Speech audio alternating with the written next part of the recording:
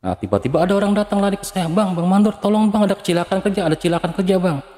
Pas begitu saya lihat, itu ada lift pekerja mau turun dari lantai 5 pakai lift barang, tiba-tiba tuh liftnya putus jatuh ke bawah. Pas begitu saya lihat, itu di dalam lift itu ada 5 orang. Nah, akhirnya kita larikan ke rumah sakit. Nah, ternyata itu dengan kondisi tangan patah, kaki, badan remuk. 3 orang luka-luka dengan mengenaskan gitu kan, kondisi mengenaskan, dan 2 orang dinyatakan meninggal dunia dengan kondisi kepala pecah.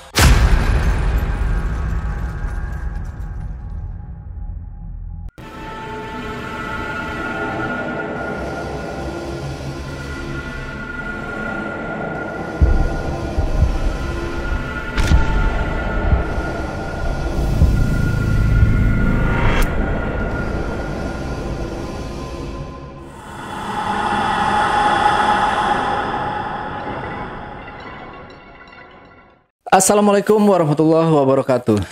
Jumpa lagi dengan saya, Ale Jejak Backpacker. Dalam obrolan misteri Jejak Backpacker kali ini, kembali saya menghadirkan seorang narasumber yang pernah mengalami kejadian mistis. Seperti apa kejadian mistis yang dialami oleh narasumber kita pada malam hari ini? Langsung aja kita sapa narasumbernya. Assalamualaikum Bang Jono. Waalaikumsalam. Oke, Bang Jono, terima kasih ini udah hadir di studio Jejak Backpacker. Terima kasih. Jadi perlu diketahui teman-teman ya, Bang Jono kita pakaikan topeng ini demi kenyamanan dan keselamatan gitu Bang ya. Karena cerita ini nanti ada berhubungan dengan sesuatu ya, nama-nama yang seharusnya nggak boleh disebutkan gitu ya Bang ya. Oke, nah di sini Bang Jono ini akan menceritakan tentang apa sih Bang? Boleh di-spill sedikit kisi-kisinya itu seperti apa? Di sini saya mau menceritakan tentang pengalaman saya waktu itu saya bekerja sebagai mandor proyek, dan dalam pekerjaan saya itu banyak memakan korban berjatuhan, antara korban luka-luka hingga korban meninggal dunia. Oh, di proyek itu ya Bang. Oke, disimpan dulu aja kalau gitu ceritanya Bang, kita lanjut setelah ini ya. Tapi sebelum Bang Jono bercerita lebih lanjut lagi, saksikan setelah OMG yang satu ini. Kopi Liong Bulan, nuansa legendaris di mana keunikan rasa dan aroma mengalir dari setiap biji kopi pilihan. Keistimewaan yang dipersembahkan bagi mereka yang menghargai cita rasa terbaik. Gurih dan aroma asli yang khas dibuat dengan sempurna. Kopi Liong Bulan, keajaiban dalam setiap aroma. Oke, Bang Jono. Ya, serem nih, berarti makan tumbal ya di proyek tersebut ya? Ya, bisa dibilang mungkin seperti itu Bang. Oke, udah aman ya Bang Jono bercerita ya? Aman Bang. Aman ya. Oke, silakan kalau gitu Bang Jono. Ya, sebelumnya saya mau mengucapkan terima kasih nih Bang sudah diundang ke studionya nih. Luar biasa nih, bagus banget ke studionya Bang. Amin. Di sini saya mau bercerita tentang pengalaman saya waktu dulu itu sekitaran tahun 1998, di saat waktu itu kan negara kita sedang dilanda yang namanya krisis moneter. Mungkin anak-anak kelahiran tahun 80-an 90-an pasti mengalami lah hal-hal pahit waktu itu kan. Nah, di tahun-tahun itulah banyak kerusuhan di mana-mana, bakar-bakaran di mana-mana, lengsernya Presiden Soeharto waktu itu kan, korban PHK besar-besaran. Nah, saya adalah salah satu korban PHK tersebut. Awalnya saya sebagai kerja pabrik, sebagai buruh pabrik lah. Dengan adanya tragedi itu, akhirnya saya beralih fungsi menjadi pekerja proyek. Nah, di waktu itu tuh saya agak kelimpungan sih Bang. Dalam arti kelimpungan ini, kita pusing nih mau cari pekerjaan apa gitu kan. Kita dagang-dagang kagak laku, kagak ada yang beli kayak gitu. Nah, akhirnya saya ketemu dengan salah satu kakak sepupu saya, abang sepupu saya, anaknya wak saya. Kebetulan beliau itu adalah seorang kontraktor. Nah, diajaklah saya kerja dengan beliau. Nah, singkat cerita saya bekerja lah. Itu di suatu bangunan gedung tinggi 5 lantai. Saya bekerja di situ. Awal-awal saya bekerja ya nggak ada tragedi apa-apa, nggak ada masalah apa-apa. Biasa aja gitu. Dari hari pertama saya bekerja di sana sampai hari kedua, hari ketiga ya biasa, nggak ada kendala apa-apa lah gitu, nggak ada problem apa-apa. Dan kami pun dengan para tim-tim situ bekerja ya udah sesuai SOP gitu kan. Nah, cuma di minggu yang pertama, di awal minggu pertama saya bekerja di situ, karena memang waktu itu saya sudah sama abang saya kan, udah untuk saat ini lu kerja mending lu jadi ngawasin aja gitu. Jadi lu mengawasin pekerja aja gitu. Nah, tapi saya juga sampai tetap bantu-bantu lah gitu kan. Nah, di minggu pertama itu ada sedikit, ya mungkin sedikit kejanggalan ya. Sedikit kejanggalan. Waktu itu saya dapat telepon dari abang saya, nanti siang bakal ada mobil datang ngirim barang berupa alat-alat kebutuhan proyek. Bukan. Nah, pas siang hari itu datanglah tuh mobil proyek kan. Nah, begitu dilihat di bilnya nih, di urat jalannya, itu isi boxnya itu ada 50 box. 50 box. Kan sebelum barang itu turun kan saya harus cek dulu bang ke atas kan. Oke. Harus saya cek dulu nih gitu kan. Pas saya hitung di atas itu cuma ada 45 box gitu. Berarti hilang 5. Ini 5, yang 5 kemana sih bilang itu kan. Nah, akhirnya saya pusing kan, saya turun, saya telepon abang saya, "Bang, lu ngirim barang berapa?" Bilang itu kan. 50 box. Coba deh lu hitung lagi gitu kan. Nah, akhirnya saya hitung lagi, emang kurang gitu, kurang 5 gitu. Akhirnya abang saya tuh kekeh ngotot gitu, udah turunin aja, emang segitu kok barangnya. Nah, akhirnya itu barang kita turunin lah, kita turunin. Pas gitu barang udah kita turunin, pas di bawah nih kita hitung lagi, itu ternyata jumlahnya ada 50. Loh, saya bilang, kok ini gimana ceritanya? Tadi kok ada 45 di atas, sekarang kok ada 50 gitu kan. Udahlah, saya bilang mungkin saya lagi nggak konsen kali, kecapean atau gimana gitu kan. Nah, itu adalah salah satu kejanggalan kecil gitu kan. Tapi saya tetap berpikir positif, mungkin saya salah ngitung kali, saya kecapean atau gimana gitu kan. Nah, akhirnya oke lah, barang itu kita simpan ke gudang. Nah, sekitaran keesokan harinya itu, berapa hari kemudian itu saya, waduh, kalau gua nih kerja bolak-balik Bekasi Jakarta, gue bisa soak juga, saya bilang gitu kan. Gue capek gitu kalau harus bolak-balik Jakarta Bekasi gitu kan. Sedangkan jam kerja itu kita masuk jam 8 pagi, pulang kadang-kadang jam 4 sore, kadang bisa sampai jam setengah 9, kadang lembur. Gue capek di jalan nih. Nah, akhirnya saya memutuskan saya tinggal di sana. Saya carilah kontrakan biar saya tuh pulangnya nggak terlalu capek bang. Gitu kan. Saya cari kontrakan karena saya nyari kontrakannya sengaja yang deket-deket proyek. Itu kan nggak jauh dari proyek itulah. Jadi ini proyek bangunan gedungnya, di sebelah ada tembok. Nah, di belakangnya tuh ada kali-kali. Nah, kontrakan saya di situ. Di pinggir-pinggir. Saya bilang nggak apa-apa lah kontrakan jelek juga, yang penting makan buat istirahat. Gitu loh. Nah, 3 hari saya ngontrak di situ. Waktu itu saya agak sedikit kejanggalan nih. Tapi itu entah kejanggalan atau gimana, tapi agak sedikit lah gitu.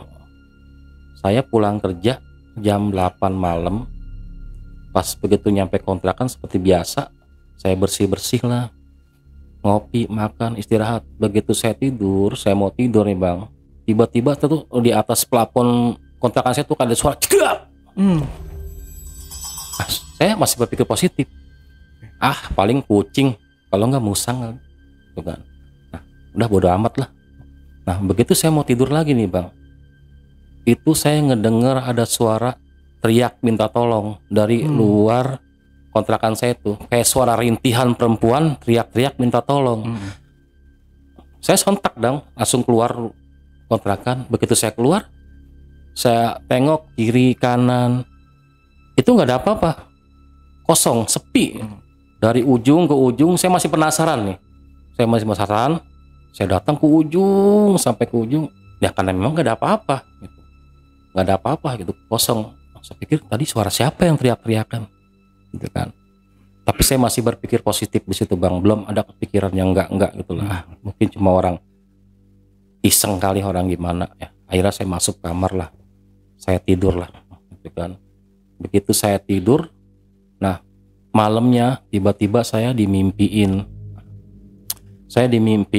Di dalam mimpi saya itu saya melihat sosok, entah bentuknya kayak apa dah, itu kagak jelas banget bentuknya itu.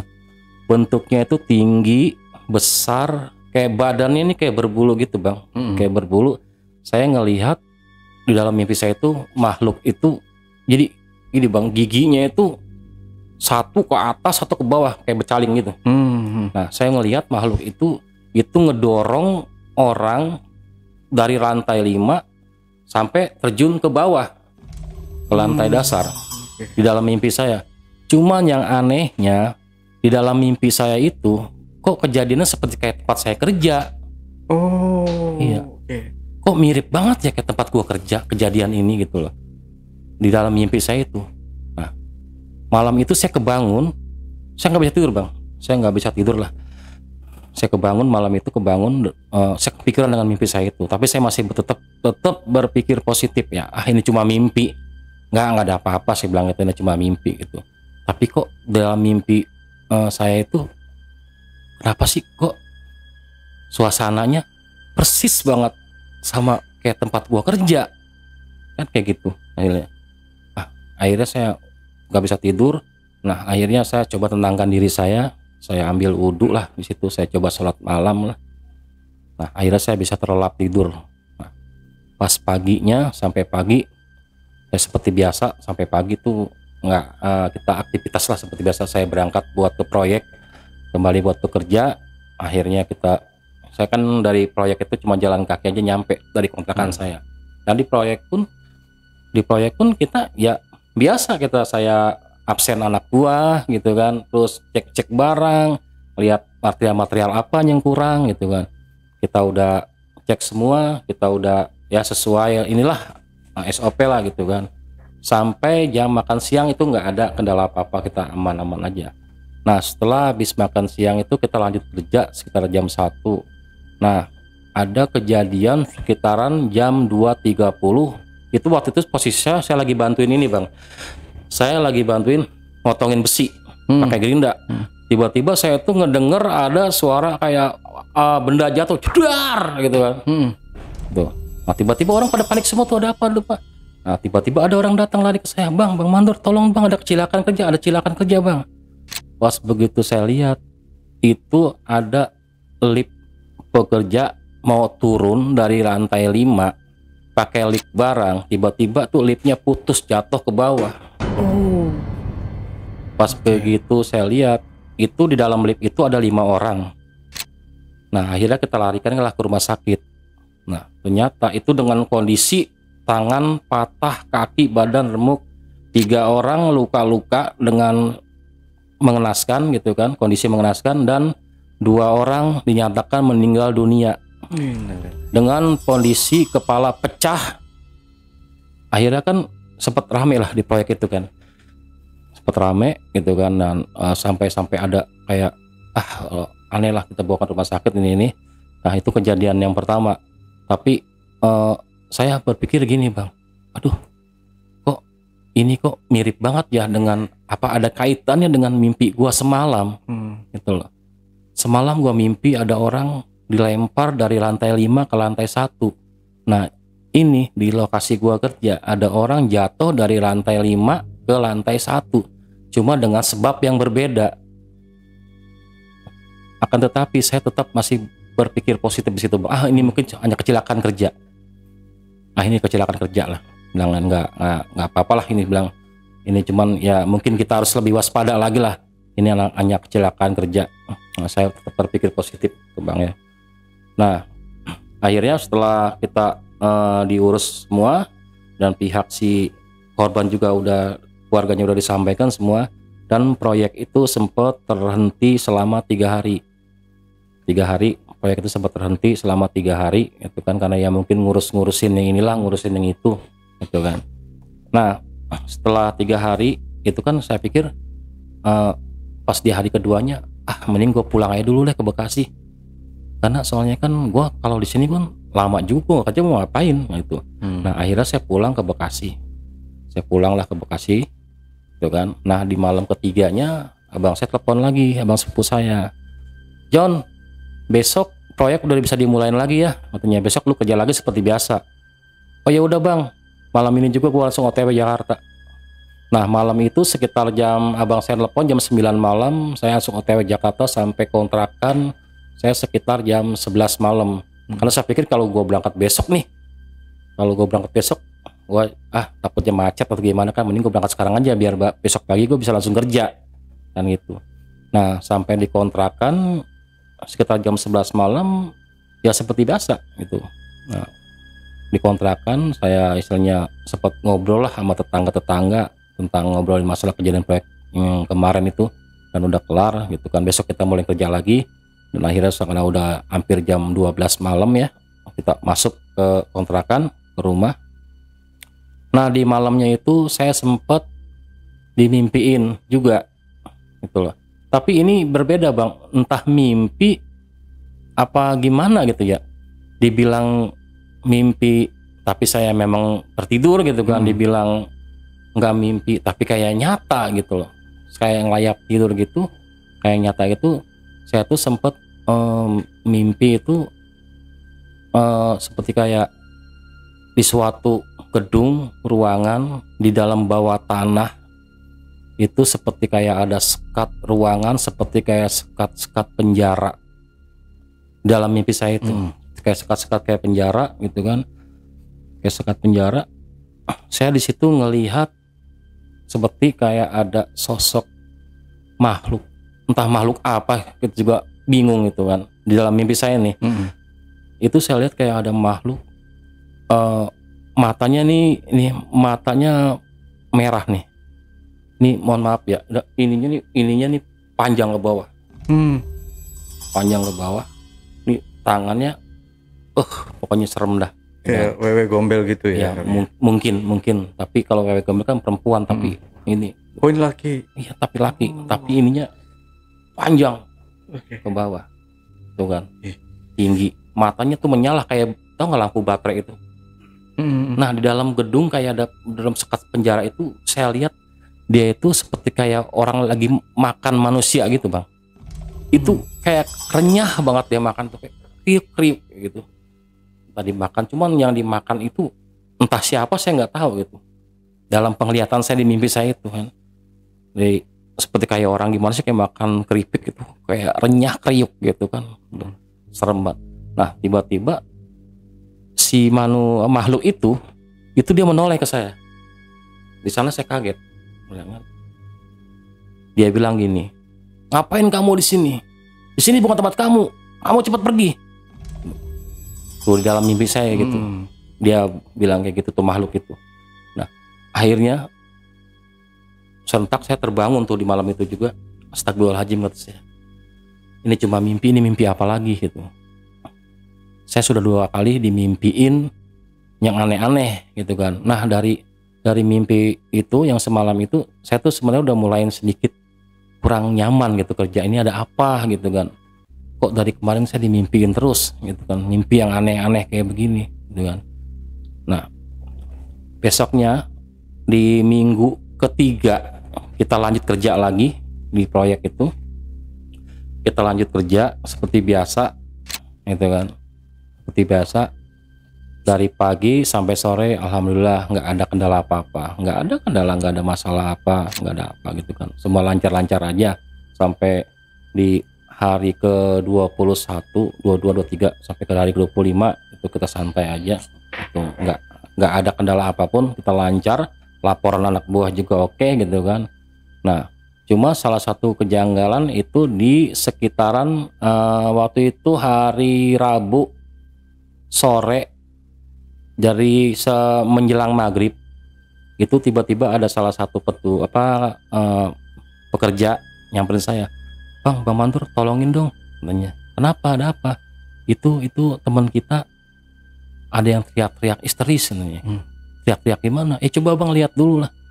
Nah akhirnya saya ke sana, saya lihat kan itu ada salah satu pekerja itu seperti kayak orang kesurupan lah bang gitu pak, teriak-teriak histeris nggak karuan, ada apa, kenapa kan. Akhirnya kita tenangin, akhirnya dia senang sadar. Setelah itu kita tanya sama dia, lu kenapa teriak-teriak nggak jelas? Gini bang, tadi tuh kayak ada orang yang manggil-manggil nama gue, bilang gitu. Suaranya kencang banget di telinga gue, manggil nama gue katanya. Abang tahu nggak orangnya? Ya nggak tahu lah, karena emang nggak ada yang manggil lu, bilang kan. Nggak ada, bilang itu kan. Ya udahlah, udah kamu tenangin aja, istighfar, banyak-banyak istighfar, saya bilang itu kan. Ya udah kan, dan akhirnya pulang lah. Selesai kita pulang ke rumah gitu kan. Nah kerja seperti biasa lagi gitu kan, udah nggak usah mikirin yang macam-macam, kamu nggak usah mikir macam-macam, saya bilang itu. Mungkin kamu ini hanya kecapean kali, jadi kamu ini berhalusinasi, saya bilang itu. Mungkin karena kamu terlalu capek, makanya kerja tuh kamu nggak usah kayak gitu, nggak usah terlalu diporsil, bilang itu kan. Oh iya bang mandor, bilang gitu kan. Nah oke, kita istirahat, waktunya pulang. Nah besoknya pas pagi-pagi saya dapat telepon tuh dari abang saya, Di nanti mau ada kiriman barang John, dia bilang gitu. Kiriman barang itu berupa besi gitu kan, satu kontainer, bilang gitu kan. Oh ya udah bang gitu kan. Mau dikirim jam berapa? Ya paling kalau nggak ini ya kita nantilah habis istirahat sekitaran jam 4 sore. Paling kalau cepat ya jam 2 juga udah ini gitu kan. Udah sampai gitu kan. Nah tiba-tiba tuh mobil datang sekitar jam 2 siang. Mobil itu datang bang. Mobil itu datang jam 2 siang tuh mobil datang kan. Karena anak-anak lagi pada istirahat nih, otomatis kan langsung diturunin. Jadi mobil tuh parkirannya di atas, diparkirin dulu. Nanti aja bang urunin ya kalau anak-anak udah ini, biar ada yang ngebantuin. Itu saya juga nggak tahu, entah itu supir rupa pakai rem tangan atau gimana gitu ya, tiba-tiba dia keluar. Nah itu truknya itu turun gitu bang. Karena kan itu turun ruangan kan agak di bawah itu ada kayak ruangan buat untuk basement bang tuh. Posisi truk itu di atas. Itu dia turun begini serat, nabak coran yang di depan. Dia nabak yang coran. Nah, terus seling baja yang buat ngikat besi itu putus, jatuh. Nah, di situ ada orang lagi lewat, pekerja lagi bawa semen, kehantem, ketimpa. Itu kalau nggak salah ada 15 besi gelondongan, tahu nggak kan bang, besi-besi yang kayak besi pancang tuh, yang kayak tiang listrik itu, kehantem, bas, remuk di situ. Saya nggak bisa ngelihat ya, remuk di situ. Itu bang, udah badannya remuk, kepalanya pecah, itu isi kepalanya sampai keluar. Isi kepalanya sampai keluar. Aduh, saya bilang ini ada apa lagi? Saya bilang ini kan ada kejadian lagi. Nah itu sempat ramai juga bang, sampai ada petugas datang ke situ kan. Tapi ya mungkin dari pihak proyek yang di-skip lah, jangan sampai berita ini keluar kemana-mana, mungkin gitu kan. Nggak tahulah cara mereka atau gimana gitu kan. Gitu. Nah dari situ saya udah mulai nggak nyaman bang. Saya mulai nggak nyaman lah. Udah nggak nyaman saya kerja di sini. Sebenarnya saya pengen resign dari itu pekerjaan. Karena dari awal saya kerja sampai berikutnya gitu, sampai saat ini waktu itu kan ya, itu banyak korban yang berjatuhan, entah luka-luka, ada yang korban jiwa juga. Dari saya bekerja itu yang meninggal udah terhitung 3 orang. Saya sempat ngomong sama abang saya, bang, gua resign aja deh bang. Kayaknya resikonya berat banget gua kerja di sini. Gua ngeri nih bang kayak di sini. Saya mulai was-was tuh bang, di hati saya tuh mulai agak was-was lah gitu kan. Tapi kita kembali lagi, karena saya butuh gitu kan. Kalau gua nggak kerja, gua mau kerja apa lagi gitu kan. Oh iya, kalau gua keluar, gua resign, gua mau kerja apa lagi nih. Sedangkan gua aja kan udah di PHK kayak gitu kan. Kita mikirin keluarga bang, kita mikirin anak bini. Kalau gua nggak kerja, anak bini gua gimana nih, kan kayak gitu kan. Tak mikirin kayak gitu. Nah akhirnya saya bertahan lah, karena faktor kebutuhan saya bertahan kerja di situ. Nah, terus sampai di bulan kelima itu bangunan itu sudah berdiri sekitar ya 50% lah. Selama 50% bangunan berdiri. Nah saya tetap tinggal di kontrakan. Itu yang sering saya dapat kejadian aneh itu bang, di kontrakan tuh sering kejadian. Ya kejadian kecil sih ya, menurut saya kejadian kecil. Seperti saya lagi tidur, pintu-pintu rumah kamar kontrakan tuh diketok-ketok, ada yang ngetok-ketok. Begitu saya keluar ternyata nggak ada siapa-siapa, tuh kan. Suara rintihan, tapi yang sering sih saya dengar itu sering suara-suara rintihan. Itu jelas banget di telinga saya tuh rintihan minta tolong, gitu kan. Tapi udahlah, gitu kan. Di situ saya udah merasa mulai nggak nyaman lah, udah merasain nggak nyaman, udah merasain nggak nyaman lah, gitu kan. Tapi saya tetap bertahan bekerja karena dengan faktor kebutuhan. Nah sampai di bulan ke-6 bangunan itu sudah berdiri sekitar ya 50% gitu. Waktu itu ada kejadian kejanggalan waktu itu ya. Waktu itu saya tuh lagi ngecek barang di lantai 5. Mungkin karena habis makan siang, mungkin saya kecapean atau gimana gitu ya. Saya kecapean atau gimana habis makan siang, terus habis ngecek barang. Terus saya di situ kayak saya tertidur bang, ketiduran. Saya gelaran kardus situ. Saya ketiduran itu saya sampai nggak bisa napas. Itu kayak ada yang nyekek leher saya bang itu. Saya megap kayak ada yang nyekek leher saya itu. Saya sampai teriak-teriak gitu bang, sampai teriak-teriak minta tolong. Nah karena saya teriak terlalu keras mungkin ya, jadi orang-orang yang ada sekitaran ruangan itu pada keluar semua itu, ngebangunin saya. Ada apa bang Bang Mandor ada apa? Langsung terbangun saya tuh. Wah, gua kayak ada yang nyekek kepala gua ini. Udah Bang Mandor istirahat bang, kalau sakit istirahat bang, kayak gitu. Ini kok kayak ada yang nyekek kepala gua. Tuh, leher gua sampai nggak bisa napas, tuh kan. Nah itu yang kejadian itu saya alami itu. Itu saya tanpa sadar bang, saya tuh udah di pinggir jendela itu. Mungkin saya waktu cek itu saya guling-guling kali gimana, itu saya udah di pinggir jendela. Jarak semeter lagi ya, saya jatuh itu ke lantai ya, di lantai 5 itu, saking itunya. Nah setelah kejadian itu saya tuh udah makin nggak nyaman banget kerja gitu. Tapi kembali lagi karena memang faktor kebutuhan gitu kan. Saya butuh pekerjaan ini gitu kan. Saya bertahan bekerja dan akhirnya sampai bangunan itu jadi. Dan sampai bangunan itu beroperasi, dan ternyata setelah bangunan itu jadi, ternyata itu bangunan itu untuk jadi rumah sakit. Tuh, buat jadi rumah sakit itu bangunan itu. Cuman saya bingung gitu bang ya, dalam semenjak saya bekerja di situ sering berjatuhannya korban-korban itu, gitu kan. Bahkan sampai hitungannya sudah 3 orang yang meninggal dunia dari bangunan itu. Saya juga nggak nyangka ternyata pas begitu bangunan itu jadi, ternyata bangunan itu dioperasikan sebagai rumah sakit yang sudah sampai jalan sampai sekarang ini kan. Nah sampai saya itu sudah nggak kerja di situ lagi, sampai itu beroperasi lah rumah sakit itu, bangunan itu udah beroperasi gitu kan. Nah saya ini ngedengar cerita dari tetangga saya gitu kan. Jadi tetangga saya itu keponakannya ada yang kerja jadi perawat di rumah sakit tersebut. Tapi posisi saya udah nggak kerja di situ. Posisi saya udah nggak di situ. Saya cuma dengar cerita dari tetangga saya gitu kan ya. Keponakannya kerja di rumah sakit tersebut jadi perawat. Itu sering kesurupan bang. Kalau lagi masuk shift malam, itu sering kesurupan dia. Sering kesurupan di situ. Dan kalau kata orang-orang kampung bilang tuh, katanya dia tuh memang gampang kerasukan orangnya. Bisa dibilang kata iga jarang lah, kalau kata orang kampung itu iga jarang gitu kan. Nah yang tragisnya bang, itu si wanita itu kan si perawat itu dia waktu itu pas malam-malam itu dia ke kamar mandi lah, kita ke toilet. Nah keluar dari toilet dia kepleset, jatuh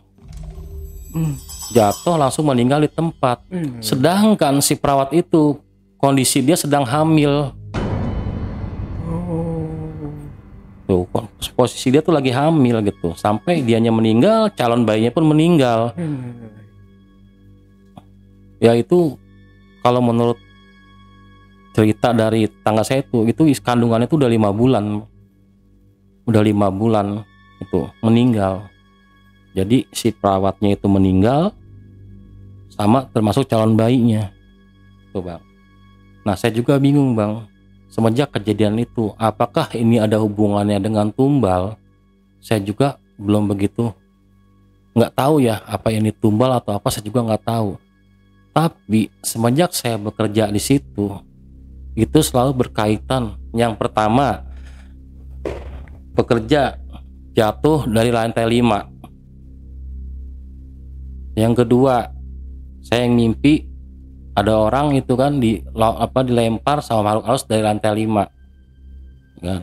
Nah yang terakhir itu sampai rumah sakit itu beroperasi ya kan, seorang perawat jatuh kepleset meninggal dunia. Itu kondisinya dia ada di lantai 5. Nah sedangkan si perawat itu sedang mengandung di kandungan 5 bulan. Saya juga bingung Bang, apakah ini ada kaitan dengan tumbal atau apa, saya nggak tahu, kan.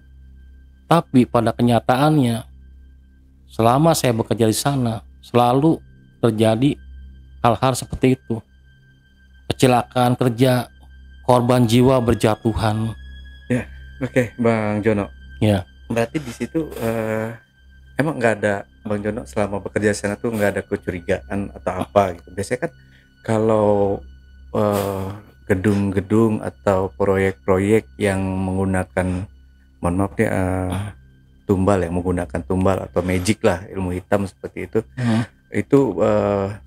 entah di sana itu banyak ya sesuatu hal-hal yang janggal gitu, yang biasa nggak pernah kita lihat. Oh kayak gini, berarti kan itu sangat mencurigakan kita. Dan terus suasana di sekitar gedung itu tuh seperti apa, itu kan belum detail banget ya Bang Jono tadi menceritakannya. Itu seperti apa tuh Bang? Nah saya baru ingat Bang ya, itu waktu, tapi kalau dibilang ini masalah tentang wadal atau tumbal, mungkin ada kaitannya juga Bang. Karena waktu di awal proyek itu ya, itu saya sering ngelihat di setiap pojok sudut itu kayak ada dupa. Ada dupa kayak apa tuh yang panjang itu, yang ngebul itu kan. Iya, hiu. Kayak hiu kayak gitu.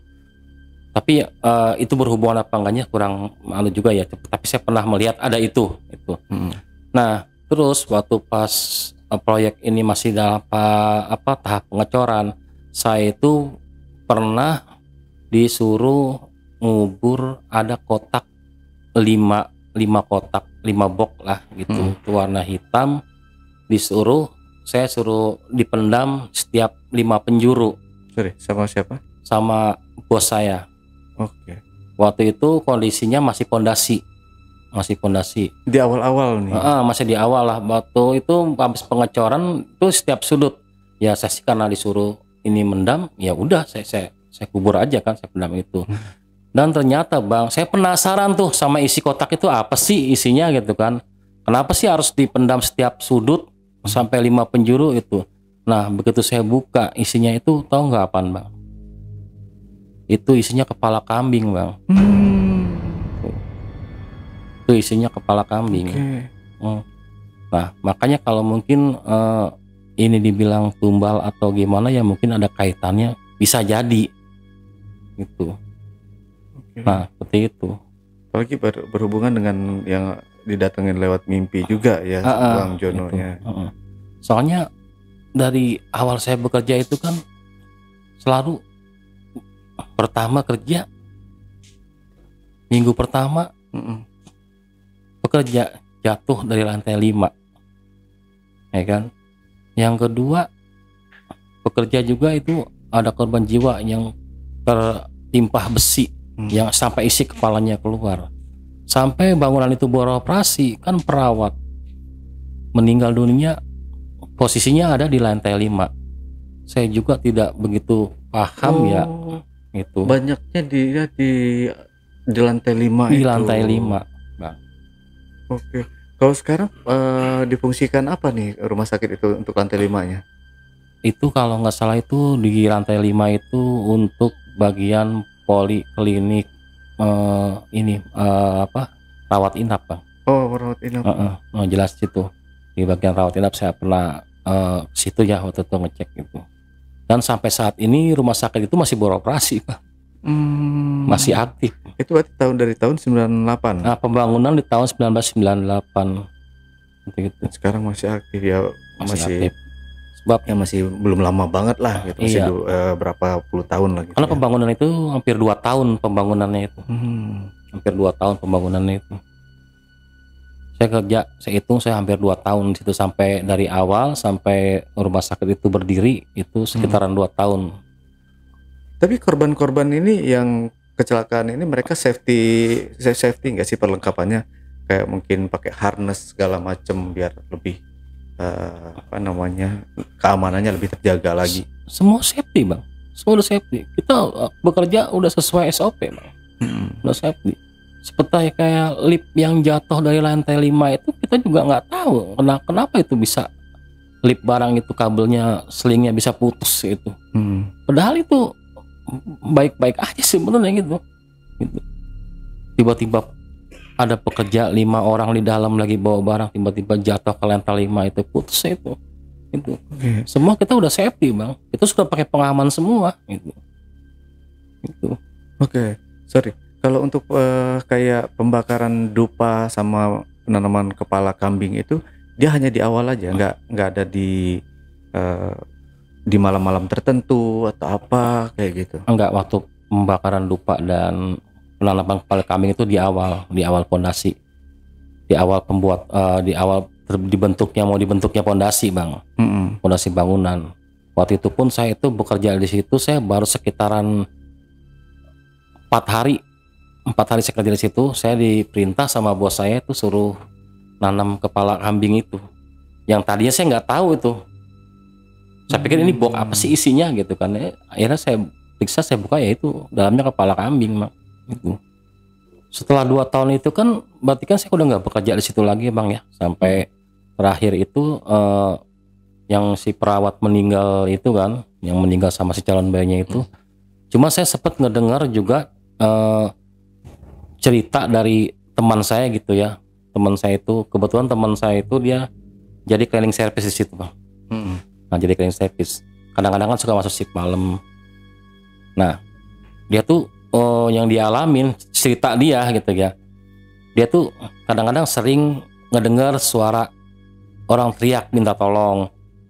Terus suara orang perempuan ngerintih-rintih gitu. Nah, terus yang bikin dia bilang tuh yang anehnya itu dia lagi tidur nih karena dia capek lelah gitu ya. Itu lagi tidur di kursi lah. Itu tahu-tahu kursinya itu kayak ditarik gitu, Bang. Pas begitu dia sadar, dia udah ada di depan ini di lapangan. Dia bilang gitu. Itu cerita dari dia. Nah, terus ada juga dapat cerita juga dari para warga-warga lah, orang-orang situ. Itu memang sering kejadian, itu sering banyak katanya kalau malam itu banyak orang pada kesurupan di situ. Ya entah kesurupannya itu karena dia depresi atau gimana, kita kurang tahu ya gitu kan. Nah, makanya yang saya bingung itu dari awal cerita saya tadi, kenapa berkaitan dengan angka 5 gitu, Bang. Itu yang bikin saya bingung dan menjadi teka-teki saya sampai saat ini. Bang Jono, ini kan kasus nyawa orang sampai hilang gitu akibat ya mungkin itu kecelakaan kerja atau bisa jadi entah itu yang dinamakan tumbal proyek itu tadi ya. Ini korban-korban ini keluarganya gimana nih, Bang? Kayak misalkan yang kepalanya hancur kayak udah berhamburan kayak gitu kan, ya pasti shock ya keluarga melihat keadaan anaknya atau siapa ini yang bekerja ini kan ya, pasti shock banget kan. Terus itu yang mengumpulkan kayak puing-puing jenazahnya apa itu dari mana? Siapa? Itu yang waktu pas kejadian kecelakaan itu. Kalau masalah dari keluarganya ya pasti shock banget loh, Bang ya. Bahkan pas begitu kita kasih kabar ke keluarganya itu, ke istrinya terutama yang jatuh dari lantai 5 itu yang di lift itu, begitu saya telepon ke keluarganya, istrinya tuh langsung pingsan bang, shock banget itu loh, bahkan nggak sanggup lah untuk ngelihat itu. Dan akhirnya kita terpaksa, yang jatuh itu kan udah remuk nih bang, udah hancur ya saya memberanikan diri, itu saya bang yang saya ambilin, saya kumpulin tulangnya, tangannya pada patah. Cuma kalau yang kepalanya keluar itu kan kita pakai sarung tangan, pakai safety gitu. Dan sampai saat ini pun di posisi kejadian itu, yang tempat lokasi kejadian itu kadang-kadang katanya nih ya, itu kadang-kadang suka ada suara aneh di situ, entah teriak minta tolong atau apa, suara rintih, jelas sih suara rintih kesakitan itu bang, itu katanya. Tapi kalau itu saya nggak tahu ya, kalau itu cuma cerita dari yang bekerja di sana gitu, di mana posisinya di sebelah itu. Nah itu posisi yang pas dia jatuh itu, gitu. Untuk yang korban lain, berarti keluarganya dapat kompensasi dari perusahaan? Dapat kompensasi dari perusahaan. Cuma dari pihak perusahaan ini menyatakan kalau bisa ini masalah ini jangan sampai tersebar keluar, jadi di skip. Entah caranya seperti apa, saya kurang gitu tahu gitu bang. Untuk korban yang lain? Untuk korban yang lain sama bang, dapat kompensasi dari perusahaan gitu. Ya cuma kalau saya tanya dari pihak-pihak keluarga, orang tuanya ya pasti shock lah gitu. Kadang-kadang kalau saya kadang suka ketemu lah sama mereka gitu ya, suka nanya kabar, dia tuh nggak mau diceritain lagi kejadian itu gitu, cukup udah itu aja gitu, karena nggak kuat lah gitu kayak gitu. Ya siapa yang nggak ini sih bang, ngelihat istilahnya waktu saya telepon itu suaminya kecelakaan, pas begitu dia datang lihat suaminya kepalanya hancur, poloknya keluar, siapa sih yang nggak shock gitu kan? Gitu. Kayak gitu. Oke, Bang Jono. Tapi setelah itu Bang Jono dapat kerjaan lagi setelah resign dari itu resign ya? Saya resign, udah nggak kerja di situ lagi. Berarti dapat kerja baru lagi? Dapat pekerjaan baru lagi, tetap di dalam pekerjaan yang sama. Di proyek juga ya? Di proyek yang sama. Sekarang saya lagi menggarap proyek gedung 5 lantai juga di daerah Bogor bang. Oke, Bang Jono. Berarti ini kalau boleh mungkin bisa di-spill sedikit nih bang, rumah sakitnya itu lokasinya di mana sih? Jakarta ya? Rumah sakit itu salah satu rumah sakit ternama juga di daerah Jakarta bang, tapi saya nggak bisa sebutkan namanya apa, mohon maaf. Cukup terkenal? Ya lumayan terkenal, bahkan masih beroperasi sampai saat ini itu. Dan rumah sakit itu juga rumah sakit cukup terkenal juga. Oke, rumah sakit swasta, pemerintah? Swasta. Oh swasta. Oke. Saya tahu. Ternyata ya. Untung saya kemarin nggak operasi di sana ya, di rumah sakit sana. Takut ya dihantuin juga kalau di operasi di sana. Ya namanya nggak punya dana ya, di rumah sakit yang deket-deket aja saya kemarin gitu.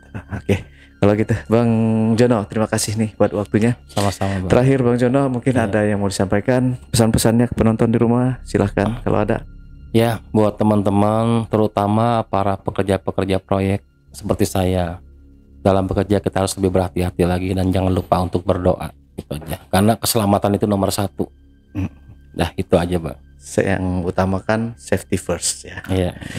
Oke teman-teman, itu tadi obrolan misteri jejak backpacker bersama narasumber kita Bang Jono. Jangan lupa untuk selalu support channel YouTube Jejak Backpacker dan channel YouTube Ale Jejak Backpacker. Buat teman-teman juga yang punya pengalaman menarik dan ingin bercerita langsung di studio Jejak Backpacker, teman-teman dapat menghubungi admin melalui nomor WhatsApp di 0858 47663 atau di 0852 1234 5683. Wassalamualaikum warahmatullahi wabarakatuh. Waalaikumsalam warahmatullahi wabarakatuh. Oke, Bang Jono, terima kasih. Kayak judul lagu ini. Aduh Bang Jono. Oke. Sampai jumpa. Terima kasih.